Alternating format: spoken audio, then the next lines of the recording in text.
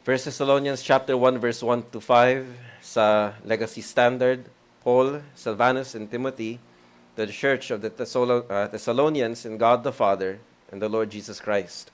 Grace to you and peace. We give thanks to God always for all of you, making mention of you in our prayers, remembering without ceasing your work of faith and labor of love and steadfastness of hope in our Lord Jesus Christ before our God and Father, knowing, brothers, beloved by God, your election. For our gospel did not come to you in word only, but also in power and in the Holy Spirit and with full assurance, just as you know what kind of men we prove to be among you for our sake.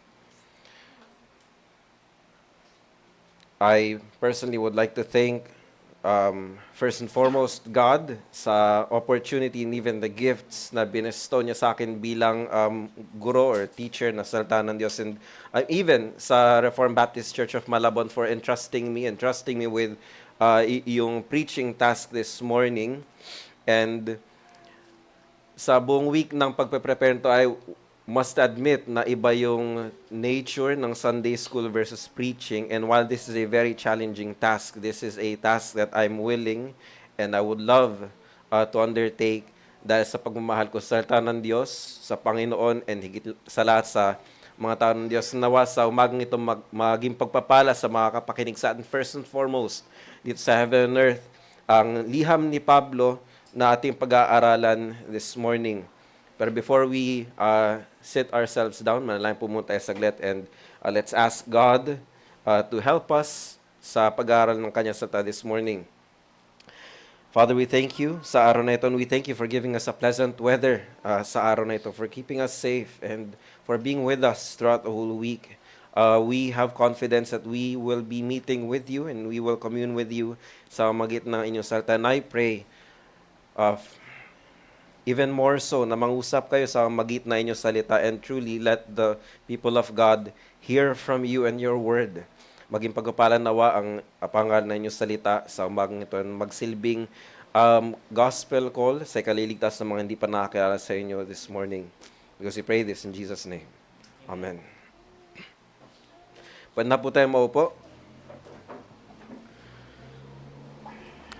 As we begin yung ating sermon series sa unang liham ni Pablo sa iglesia, dun sa church ng Thessalonica, pwede akong mag-isip ng iba't ibang kaparaanan kung paano ko makapagbigay na introductory remarks or introduction dito sa sharing ito. But I would like to believe that the best way and the most excellent way para gawin natin ito sa pamamagitan ng pag-unawa na tinatawag natin na backstory, yung background, kung bakit isinulat ni Apostol Pablo ang liham na ito.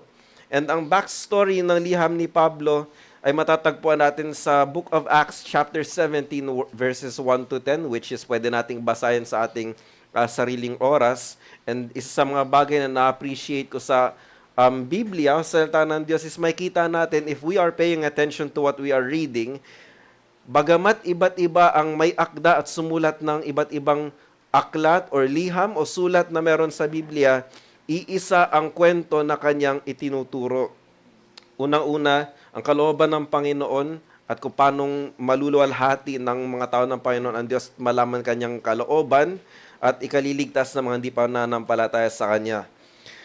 Dun sa Acts chapter 17 verse 1 to 10, this can serve as a church history account, first hand account sa Biblia, pero bilang napaka-short na backstory to give us a context sa babasahin nating liham mula kay Pablo. Sina Pablo kasama sina Silas at si Timothy, and by the way, Silvanus is just a Roman version ng pangalan ni Silas. So, I hope we don't get confused dun sa pangalan na yon. Sila ay nagtungo dun sa lugar ng Thessalonica, nanatili sila dun for, sabi nung Acts 17, for 3 Sabbaths. Now, hindi ibig sabihin nito na 3 linggo lang si Apostle Paul and ang kanyang mga kasama sa mission na ito, but rather for 3 Sabbaths, yun yung time na ni-spend ni Pablo para makipag-argue, makipag-reason dun sa mga synagogues on why Jesus Christ is the anticipated Messiah dun sa lumang tipan. Makita natin sa Acts 17 verses 2 to 3. And bagamat maiksi lang yung stint o yung pagstay nila Pablo dun sa lugar ng Thessalonica, merong nag-emerge na mixed congregation ng mga Hudyo and mga God-fearing Gentiles, mga mananampalataya na sumasamba sa nag-iisang Diyos. Pero yung success ng gospel has quickly provoked opposition kung paanong ganun kabilis ang paglaganap ng salita ng Diyos sa lugar ng Thessalonica, ganun din kabilis yung pag-meet ng hostility, not only towards Paul and his team, but even more so sa mensahe na kanilang pinapalaganap. And ito ay kinaharap nila yung isang klase ng political accusation na si Paul at ang kanyang mga kasamaan were proclaiming another king, Jesus Christ, sa may Acts 17 verse 7. Now, isipin niyo to, sa community nila doon, of course, punong-puno sila doon ng mga pagan gods. And to make that assertion that Jesus Christ is God is nothing new. Pero, when it comes to the assertion that there is another king, that's when it started turning heads dun sa mensahe nila Apostle Paul nung panahon na yun. At yung akusasyon na yun, yung charge, forced Paul to leave the city abruptly by night. So napaka-premature ng kanilang exodus doon. Hindi man lang sila nagtagal to really spend some time para ma-disciple long-term yung Thessalonian church. Acts 17 verse 10. And sa probidensyang ito na ibinigay sa kanila ng Panginoon, what happened was, naiwanan ni Pablo ang isang bata pa, isang young and even more so a persecuted church without prolonged apostolic instruction. Now, pwede nating i-argue na hindi naman necessarily sobrang iksi ng stay ni la Apostle Paul and ng kanyang team dun sa Thessalonica, hindi din siya ganun kahaba for them to really get to know yung mga mananampalataya dun sa iglesia ng Thessalonica. Kaya sa kontekstong ito, mas magkakaroon tayo ng higit na maliwanag at malalim na kahulugan doon sa pambungad na salita ni Pablo sa kanyang liham na grace and peace.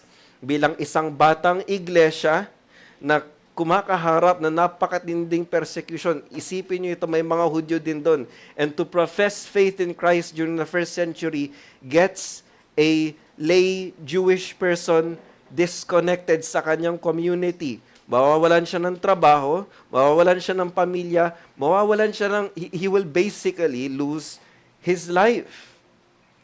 Gayon pa man, binigyan sila ni Pablo ng comfort at ng kaaliwan sa magitan ng dalawang kataga, grace and peace.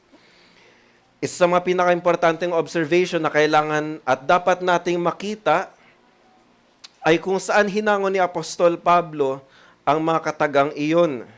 At bilang isang Hudyo na aral sa lumang tipan, nagmula ang mga katagang ito dun sa talata ng Numbers chapter 6 verse 22 to 27 nung sinabi ni Yahweh, "And the Lord spoke to Moses, saying, Speak to Aaron and his sons, saying, This is the way you shall bless the children of Israel. Say to them, The Lord bless you and keep you. The Lord make his face shine upon you and be gracious to you. The Lord lift up his countenance upon you and give you peace. So they shall put my name on the children of Israel, and I will bless them." At yung paglalagay ng pangalan na yun ni Yahweh doon sa may Numbers chapter 6, ang tinutukoy po nito ay yung paglalagay ng karakter ni Yahweh sa kanyang mga tao. I mean, if we will ask, paano mo ilalagay yung pangalan ni Yahweh sa pangalan ng kanyang mga tagasunod? Yung paglalagay ng kanyang karakter at sa aspetong ito, yung karakter ni Yahweh na kanyang ipinapatong sa mga mananampalataya sa Thessalonica na akma sa kanilang kasalukuyang pinagdadaanan ay yung kanyang kapayapaan. Pero hindi lang ang kapayapaan ng Diyos ang kanyang ipinapatong sa kanila, kundi siya mismo, si Yahweh mismo. Hindi lang basta-basta kapayapaan, kundi ang kapayapaan ni Yahweh na nagbibigay sa kanila, binibigay sa ni Apostol Pablo bilang benediction. Yan basically yung ginagawa natin towards the end of our morning liturgy, yung benediction. Kung saan kanyang sinasabi na dahil si Yahweh ay sumasa inyo, ang kapayapaan ay sumasa inyo. Hindi lang siya basta-basta isang klase ng kapayapaan, ngunit ang kapayapaan ni Yahweh, si Yahweh mismo. Kaya ang layunin ng ating mensahe ay upang bigyan ng kapayapaan at kaaliwan or comfort ang mga tao ng Diyos na sa kabila ng pagsalungat at mabibigat na probidensya, uunlad ang kanyang iglesia sapagkat sapat ang tapat na pagpapahayag ng kanyang salita upang pagpastulan ang kanyang kawan. Now, that is a mouthful, pero titnan po natin kung ano yung ina-argue natin sa message natin this morning. Kaya ang ating message po this morning, to put briefly, it is the Lord who creates and establishes an authentic Christian community through the effective proclamation of the gospel, or sa Tagalog, si Yahweh, ang Panginoon, ang lumilikha. Hindi lang lumilikha, hindi lang siya naglalagay ng iglesia sa isang nasabing kabisera or sa isang lugar, kundi itinatatag niya rin, pinalalakas niya. Siya lumilikha at nagtatatag ng isang tunay na pamayan ng Kristiyano sa pamamagitan ng mabisang pagpapahayag ng Ebanghelyo. Or if we may put in a more shorter, more concise phrasing, a true Christian community is something that only the Lord can establish. And sa political climate na meron tayo ngayon, and even before the current political climate, marami ang mga nagpapakilalang iglesia or church na sinasabi, kami or sila ang tunay na iglesia na itinatag ni Kristo. And I know that sounds familiar, but that is not an exclusive claim. Meron mga iglesia na nag-a-appeal sa kasaysayan, sinasabi na kami. No. Kami ang iglesia na itinatag ng Diyos. We go back AD 33 pa or AD 30. In fact, sobrang kumapital ang grupong itong, ang institusyon na ito to a point na ang Tagalog na terminolohiya na iglesia, which is just a Tagalog version of the word church, or maybe a transliteration or parang Tagalog form ng ekklesia sa salitang Griego, has been hijacked by this religious group to a point na ang paggamit ng terminolohiyang ito ay met with adverse reactions. Hindi maganda pakiramdam ng majority, at least pag ginamit ng isang Tagalog-speaking preacher na ang local church, ang iglesia. No? So merong allergic reaction dun sa titulong yun. Gayon pa man, hindi natin kailangan mag-shy away or mag-shrink back sa paggamit ng term na ito dahil ito ay nakasaad sa salita ng Diyos. At nagbigay ang Panginoon ng identifiers, mga marks, kung paano natin makikilala at paano natin mapatunayan kung sino ang tunay na nasa Panginoon o nasa Kanya. Kaya naman nahatiin natin yung pag-aaral natin ngayong umaga sa dalawang bahagi, which is, first is yung marks of a God-established church and yung means by which God establishes His church. One group can claim na kami ang iglesia ni Kristo. Kami ang iglesia na itinatag ng Diyos, but there has to be evidences to that claim. Kaya sa unang bahagi, as we look at yung marks of a God-established church, gusto ko ituon yung ating attention panaglit dun sa mga katagang ginamit ni Apostol Pablo dun sa pag-umpisa ng kanyang liham, ng kanyang sinabi, in God the Father and the Lord Jesus Christ. Ipinapahiwatig ng mga katagang ito na ang pagsilang ng iglesia sa Thessalonica, at hindi lamang sa Thessalonica, kundi sa bawat saang dako ng Panginoon kung saan may isang iglesyang itinatatag o itinatanim, ipinapahiwatig nito na ang Diyos at si Kristo ang siyang may akda. No one should claim na ang isang iglesia na itinatag sa isang lugar ay isang tao ang nagpasimuno. And I think that's one of the many dangerous claims na nangyayari sa mga kulto o mga bulaang tagapangaral na sinasabi nila na kami ang iglesia ni Kristo or kami ang iglesia ng Diyos, ngunit kung titingnan natin fundamentally, at the very heart of their doctrine, tao ang nagtatag. But if we claim, or if one claims that they are a church that was planted by God, kailangan nating i-acknowledge na ang Diyos ang nagtalaga sa kanila or nagtatag sa kanila doon. At dahil ang Diyos na nagtalaga sa isang lokal na iglesia, sa isang nasabing pamayanan, ang pamumuhay ng mga pananampalataya ay isang bagay na ang Diyos din ang nagdedetermina. No one can say that I am a part of the Church of Christ and yet they are living their lives as if that's not the case.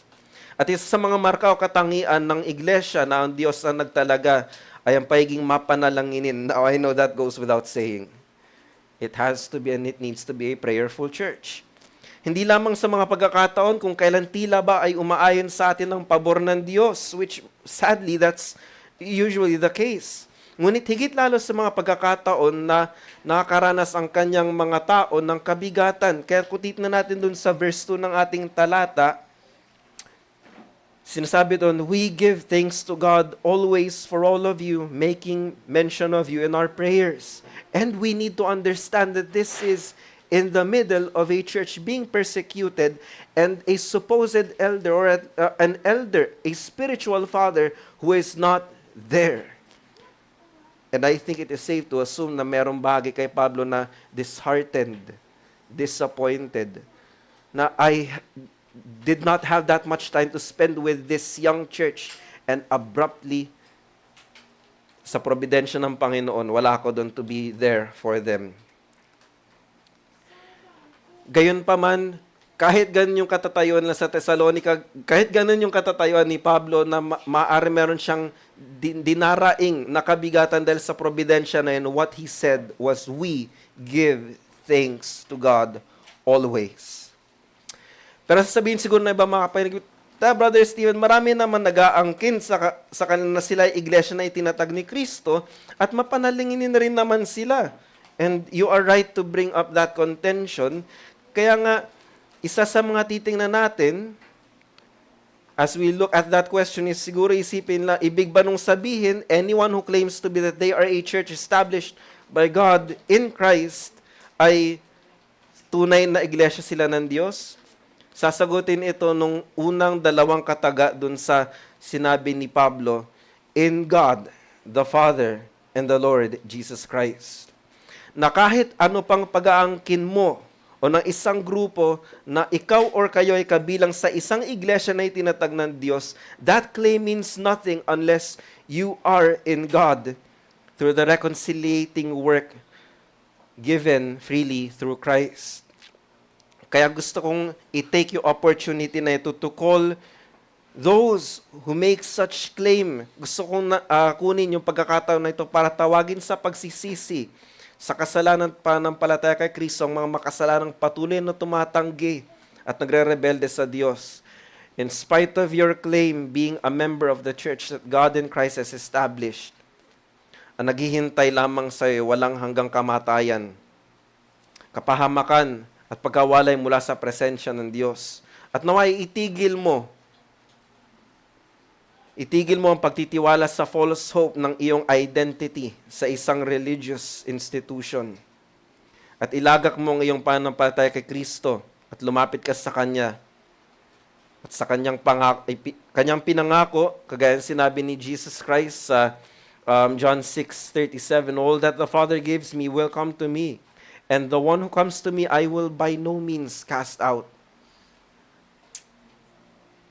At kung ikaw naman ay isang nagpapakilalang mananampalataya at hindi ka membro ng isang local church, we plead with you earnestly na ikaw ay magpasailalim at maging membro ng isang local church dahil maaari maging questionable ang yung Christian profession that while you profess to be a Christian, that assumes kagaya na language na scripture, you should be a part of the body of Christ. And walang bahagi ng katawan ni Kristo na nakahiwalay sa Kanya.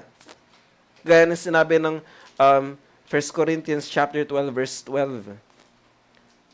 If you identify to be a Christian, di ka member ng local church, we plead with you to go look for a Bible-believing, gospel-preaching local church and be part of it.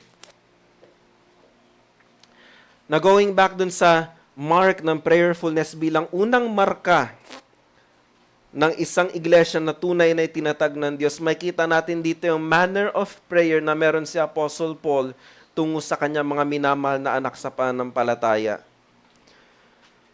Yung nature and yung manner ng prayer ni Apostle Paul is that of a conscious and intentional prayer of thanksgiving. Isang panalangin na mapagpasalamat first and foremost to God, secondly to the believers dun sa Iglesia ng Thessalonica. Now again, going back, considering yung background and current situation of both Paul and the Thessalonian church, kung aminin natin, it would require a great amount of effort to pray and even pray with thanksgiving to God.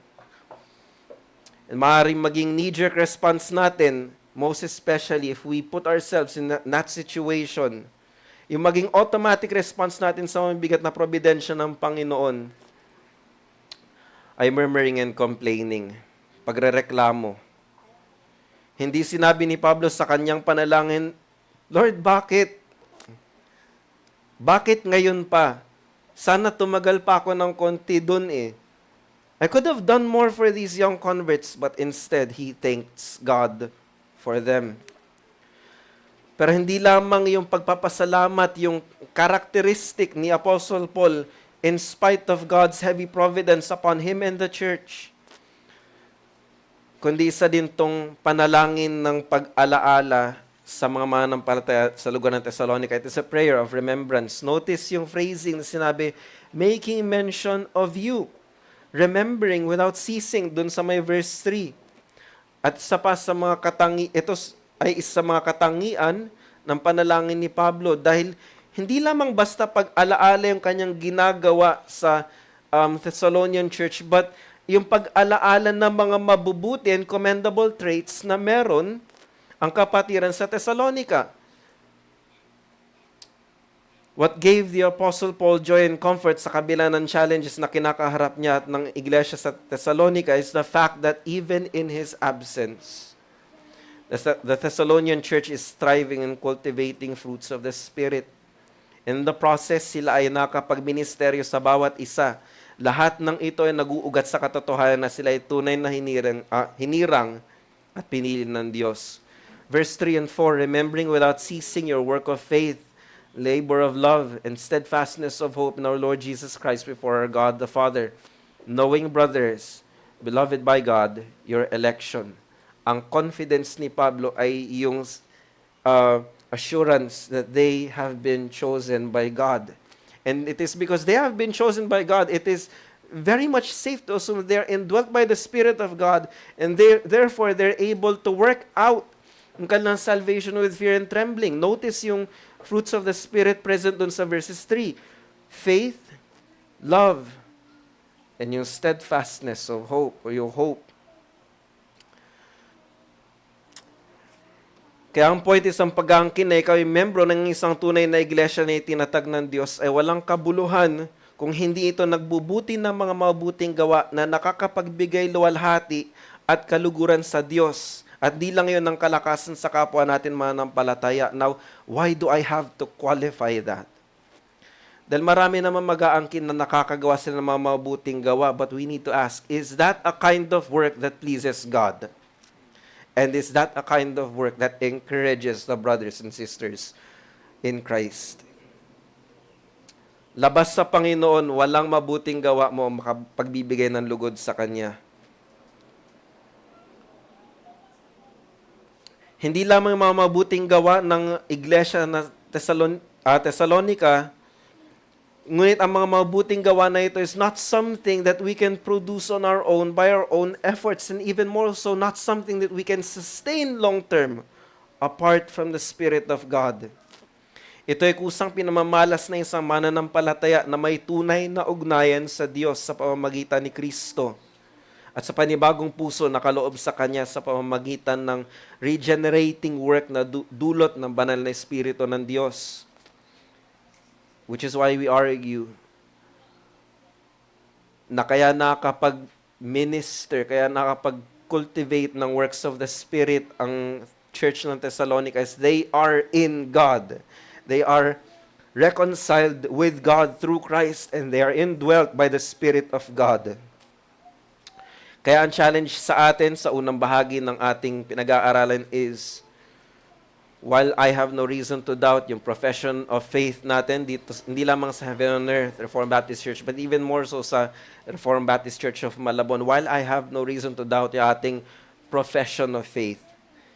Tinatawag tayo ng Ebanghelyo na i-cultivate ang mga bunga at kaloob ng Espiritu Santo sa atin kagaya ng mga mananampalataya sa Iglesia ng Thessalonica. Ito ay sa pamamagitan ng pag-cultivate ng pag-ibig at pag-alaala sa kanila by assuming the best intentions in our fellow brethren, in our fellow believers, not only in our presence, kasi madali lang siyang i-assume while they are there, while kaharap natin, but much more so in our absence, in the same way that Paul, not only was he able to observe yung thriving church in his absence, but even in his absence, he commends them for something that he knows is a reality sa church ng Thessalonica. Kailangan natin pagkatiwalaan ang pagkilos ng banal na Espiritu sa pagpapalago at pagpapabanal sa ating kapatid sa pananampalataya. Now, let me just go on the record to say this. While we are yet in this flesh, in this housing, kung saan meron tayong remaining sins, we believe that the grace of God is greater than our sinful tendencies. Kaya pwede tayo magtiwala sa pagkilos ng Espiritu ng Diyos sa matapat na pangaral na salita ng Diyos, that God will accomplish and complete that which He has begun in us. While hindi necessarily perfect ang mga mananampalataya sa Thessalonica in the same way that we are, dahil makita natin na siguro long sa ating series, may mas pinagtutunan ni Apostle Paul yung mga commendable traits ng young church or believers na ito and took comfort and confidence that the Spirit is at work in them and through them. Kaya yun yung challenge sa atin. While, yes, we are a very young church, we are a very young community, we are to take comfort that we are able to exercise and cultivate these gifts para makapag-minister tayo sa isa't isa at mapagbigay ng comfort and encouragement in time of need. Second, matapos natin na makita yung mga evidences or yung marks ng isang iglesia na ang Diyos ang may likha at pagtatalaga, titingnan natin yung means by which God establishes His church sa may verse 5. For our gospel did not come to you in word only, but also in power and in the Holy Spirit with full assurance, just as you know what kind of men we proved to be among you for your sake. Isa rin sa mga importanteng observations na kailangan nating bigyan ng pansin ay yung kaparaanan kung paano pinagtitibay ng Diyos ang kanyang mga iglesyang tinalaga at itinatalaga. That goes without saying na at this point, common knowledge na dapat na ito na ang mensahe ng Ebanghelyo ng Diyos kay Kristo Jesus, kagaya na sinasabi ng Romans chapter 1 verse 16, ang kapangyarihan ng Diyos para sa kaligtasan ng bawat sumasampalataya. That goes without saying. We already know that. That the gospel message that called us here is the very same message that establishes the church. Why? Dahil hindi lamang binhi ang mensahe ng Ebanghelyo ng Diyos. Ito rin ang nagsisilbing tubig na nagbibigay buhay sa punla na itinanim ng Diyos sa puso ng kanyang mga hinirang. Which is why we should not neglect yung gathering of ourselves as the manner of some is. Because it is only in the church of God where we get to hear God's word speak through us sa pamamagitan ng matapat na pangaral ng kanyang salita. And as I was looking at church history yesterday, nakalimutan ko na kung sino may sabi nito, but this is something that was popularized sa isang evangelical group. May isang evangelical preacher nagsabi, hindi ko na matanda kung sinong pangalan na yun. Even forgot yung church father or your early church figure na nagsabi nito originally, pero this is what he said. Preach the gospel, if necessary, use words. Imagine the absurdity nung statement na yon, because preaching necessitates speech. Kapag nangangaral ka, kailangan mo talaga magsalita. And this is a product of yung individualistic and pietistic Christian culture na nag-focus na lang, nag-shift sa self instead of yung outward expression ng kanyang Christian faith and identity. And while this may not be the case throughout all churches who professes faith in Christ, sa aspeto ng pananalita, karamihan ng mga nagpapakilala mga ngaral ay nagre-resort sa theatrics or entertainment to keep the congregation engaged. Clever and witty wordings sa pamamagitan ng paggamit ng alliteration. By the way, alliteration is not necessarily wrong. Yung mga points na nag-uumpisa sa same letters, you'll notice yung outline ko is the same. Marks and yung means. So while it's not wrong, hindi dapat nagre-resort sa clever and witty wordings ang isang mangangaral. And even borderline TED Talks or mga inspirational speeches na lang, sometimes jokes. Kapag tinanong isang nag-church, ano natandaan mo sa sermon this morning? Di ko alam, pero nakakatawa yung preacher eh.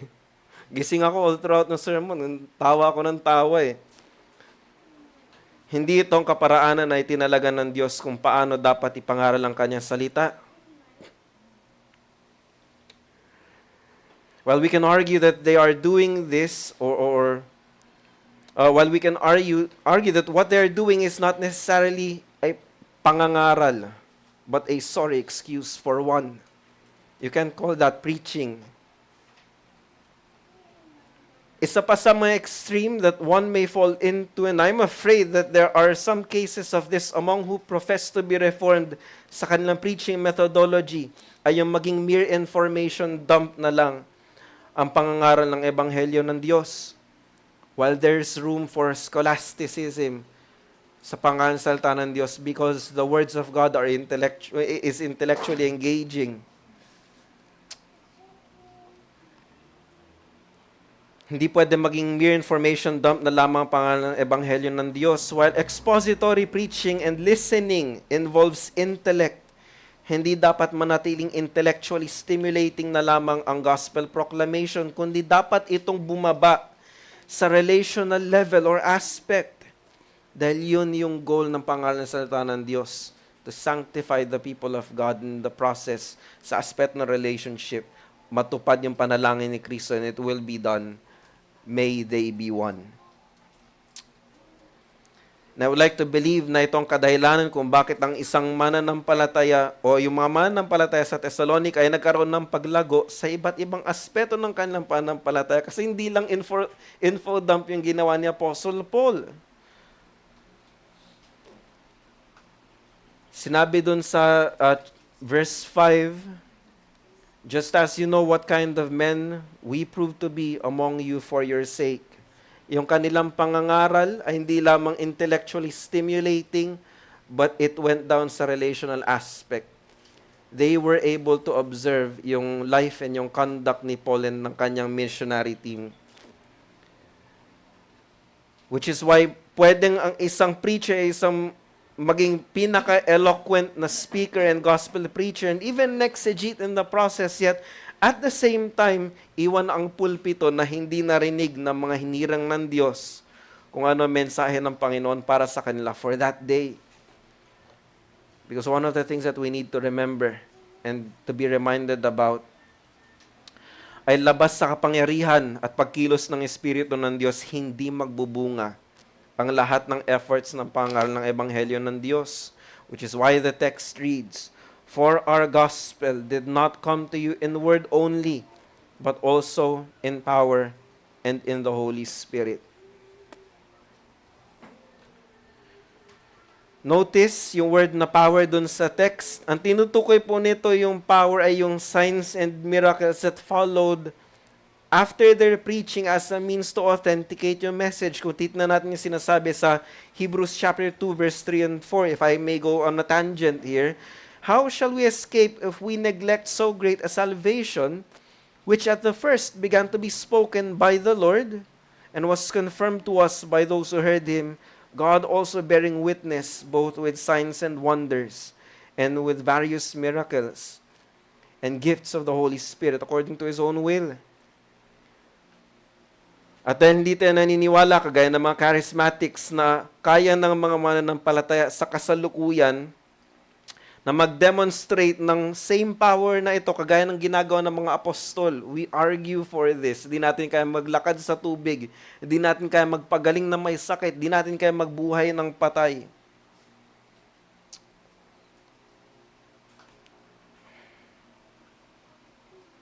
Pero may kita natin dito na yung kapangyarihan na tinutukoy dito ay ma-demonstrate natin sa magitan ng isang buhay na binago ng Diyos at patuloy na binabago ng Diyos sa pamamagitan ng kanyang pagpapabanal sa kanyang mga tao, sa pamamagitan ng kanyang salita at sa pamamagitan ng kapangyarihan ng Espiritu ng Diyos, because the same Spirit who was at work nung panahon ng mga apostol is the same Spirit who indwells us.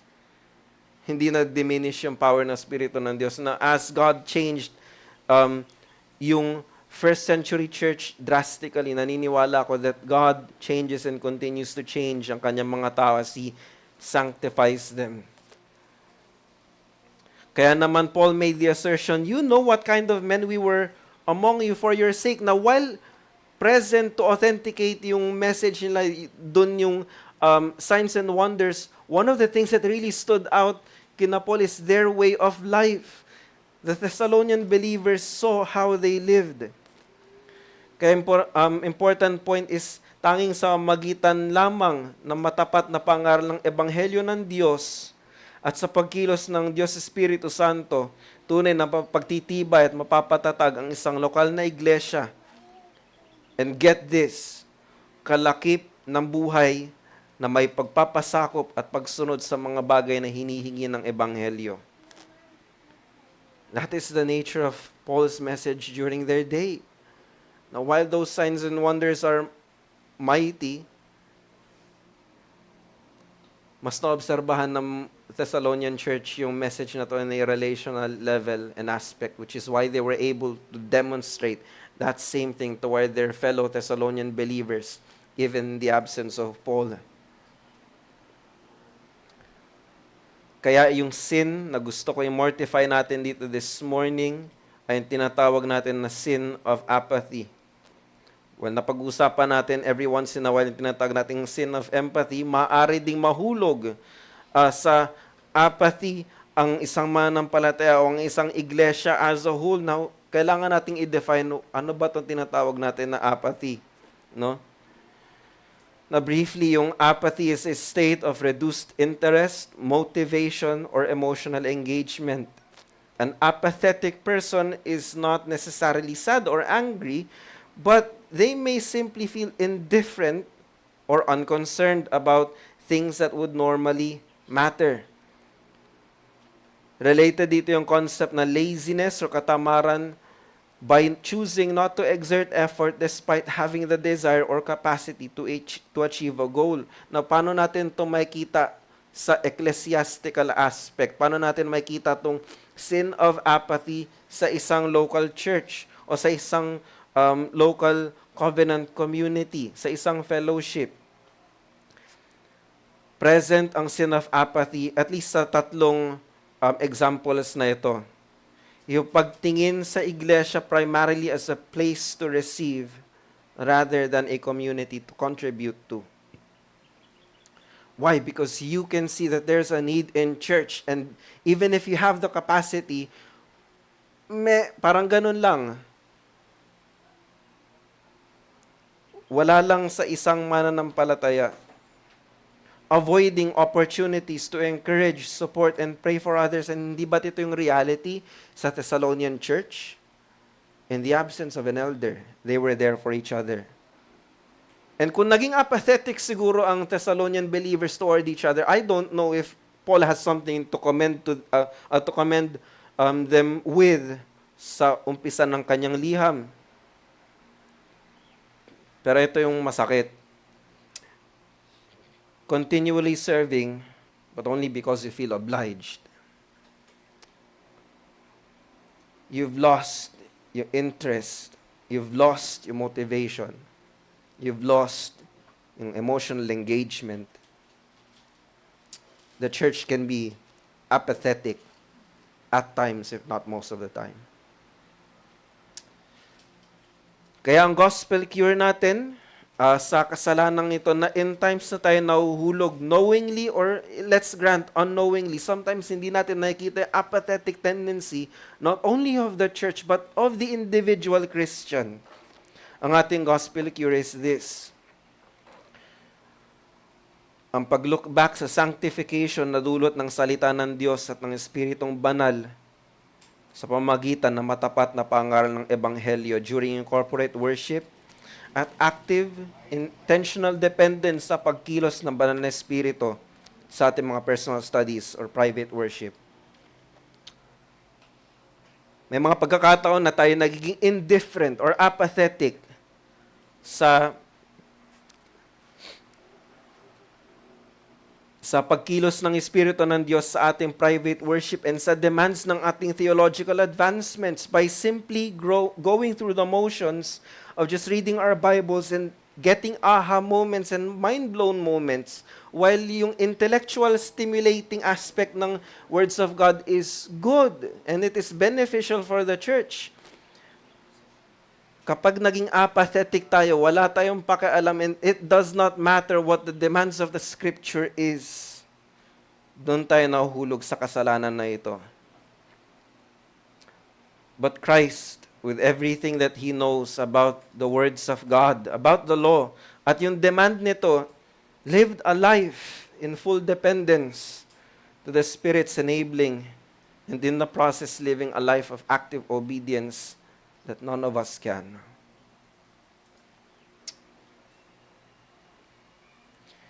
Kaya ang contrast ng apathy is described dun sa Hebrews chapter 4 verse 15. Sympathy. The high priest, Jesus Christ, who can sympathize. Hindi lamang yun, sa greatest act ng sympathy ni Christ in His passive obedience, took upon Himself the penalty of our sins. For not only are we apathetic towards God, hindi lang tayo yung indifferent that God exists and God has a demand towards His creation. Not only are we apathetic towards God, we were living a life of active hostility towards Him. Pero hindi lamang doon nagtatapos yung pagbabayad ni Kristo ng ating mga kasalanan sa Kanyang kamatayan at pagkalibing. It finds its climax sa Kanyang muling pagkabuhay, giving us the guarantee that our sins have not only been forgiven and covered, but legally taken away. At sa pamamagitan ng pananahan ng Espiritu ng Diyos sa atin bilang mga mananampalataya, tayo'y makakaasa na sa ating pagkakaugnay at pakikiisa yung union natin with Christ, tayo ay iwinawangis sa imahe ni Kristo. We may have tendencies to be apathetic towards each other, but through the sanctifying work of the Spirit, I know and I am confident that each and every one of us will grow in sympathy and proactive caring for each other. Because Christ is just like that, and we are being conformed to the image of Christ. And as our identity is in Christ, tayo din ay lalago sa exercise ng sympathy na ito in contrast to apathy. In fact, to be apathetic, wala ka nang kailangan gawin. You simply just not have to care. Because that's our default state. Kaya application natin ngayong umaga is yung evidence ng individual sanctification at yung sigasig sa pag-attend sa mga common means of grace katulad ng corporate worship is sa mga paraan ng pag-demonstrate natin ng sympathy sa ating kapatiran ay obedience sa sinasabi ng Hebrews 10:24-25 para tayo hindi maging apathetic towards the people of God, towards the church. Here's God's command.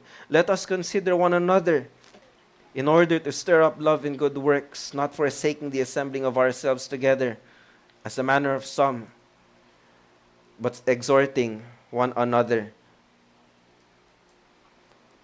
Kailangan natin maging masigasig sa pag-attend sa common means of grace para ma-overcome natin yung sin ng apathy.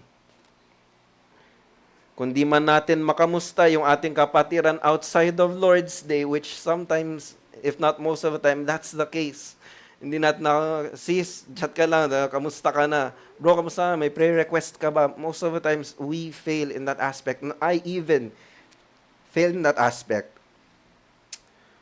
Kaya kung di mo man sila makamusta outside of Lord's Day, pagkakataon mo na mag-reach out sa kanila sa araw na itinalaga ng Panginoon to minister to them and by asking for their prayer requests or simply having simple chat or conversation with them para makapagkamustahan kayo. This is how we will be able to demonstrate yung sympathy natin and yung communion natin with one another. This is how we are able to encourage one another and to love and good works. Yung faithfulness natin sa pag-attend sa corporate worship. Kaya kung ikaw naman ay wala pa kay Kristo, as an act of sympathy, we extend a loving invitation to you na pagsisihan mo yung mga kasalanan at manampalataya ka kay Kristo. Dahil labas kay Kristo, itong sanctification na pinag-uusapan namin dito at yung pagpapabanal niya is not something na aasahan mo. And the only thing you can expect outside of Christ is moral decline. At habang patuloy ka nagmamatigas, hindi ka lang apathetic, ikaw ay actively and intentionally being hostile towards God sa iyong pagmamatigas sa panawagan ng Diyos na iyong kilala. God's judgment abides in you, nanatili sa iyo as God demonstrates this judgment on this side of eternity first, sa kanyang pagpapabaya sa iyo sa iyong mga kasalanan. You think you can get away with murder. You think you can get away with sinning and not reaping the consequences. Pero umpisa pala ng paghihirap mo as you continue in sin because you will suffer the consequences of it, not only on this side of eternity, but in that which is to come. Dahil again, hindi sanctification na asahan mo, kundi ang condemnation ng Panginoon and yung one day pagkahiwalay mo sa presensya ng Diyos in anything and everything that is good about God.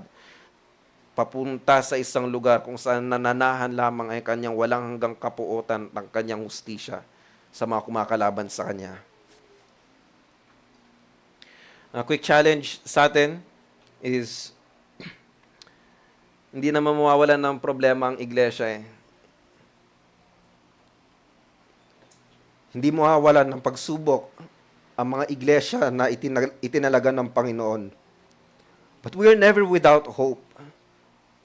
Bagamat di pa man natin nakikita si Kristo ng mukaan sa kasalukuyan, ang kapatiran, ang extension and visible representations ng kabutihan ni Kristo sa kanyang kawan. And that is why I keep on hammering this point. We, as we strive to obey Christ's words, we are an extension of His goodness. Kaya comfort sa atin na makita yung kapatid and sabihin niya na nakikita ko si Kristo sa'yo.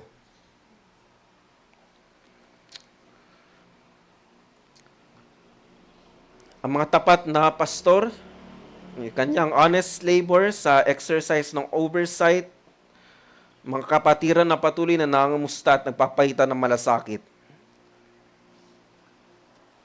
Mga kapatiran na malapit sa iyo at napagbubuhusan mo ng iyong mga problema na nakikibahagi sa iyong kabigatan. Ito yung expression ng goodness ni Christ sa kanyang kawan, even in His physical absence, not that He's not here. We have yet to see Him face to face. And while we yet for Him, we are to minister to one another bilang extension ng kanyang kabutihan.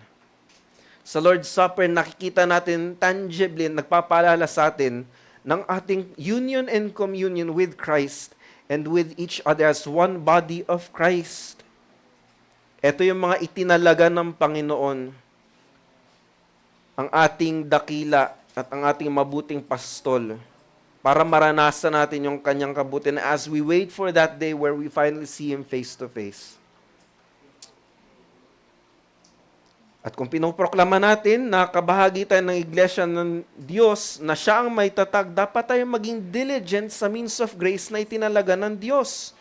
Dahil sa pamamagitan lamang nito, may tatalaga at mapagtitibay ng Diyos ang kanyang iglesia. In the process, the church continues to grow in the marks and evidence of its authenticity. Now that's for the church collective.